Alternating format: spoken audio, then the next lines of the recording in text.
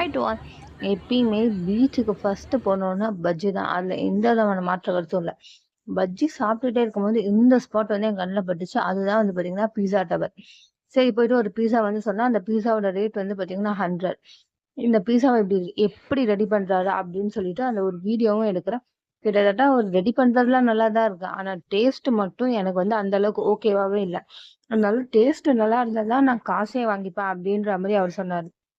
ஆனா டேஸ்ட் நல்லாவே இல்லனாலும் நான் காசு குடுத்துட்டு வந்தேன். ஆனா நீங்க போயிட்டு இந்த கடையில பீஸா வாங்கிட்டு, உங்களுக்கு பிடிக்கல, டேஸ்ட் நல்லா இல்ல அப்படின்னு சொன்னீங்கன்னா, அந்த பீஸாக்கு வந்து அவரு காசு வாங்கவே மாட்டாரு.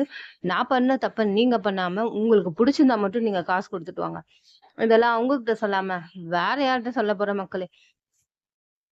இன்னும் சொல்லிட்டு மண்ட மேல இருக்க கொண்டைய மறந்துட்டியா? அந்த மாதிரி, "இது எந்த பீச்ன்னே நீ சொல்லவே இல்லையா?" அப்படின்னு நீங்க கேட்கறது என் காதுல நல்லாவே விழுது.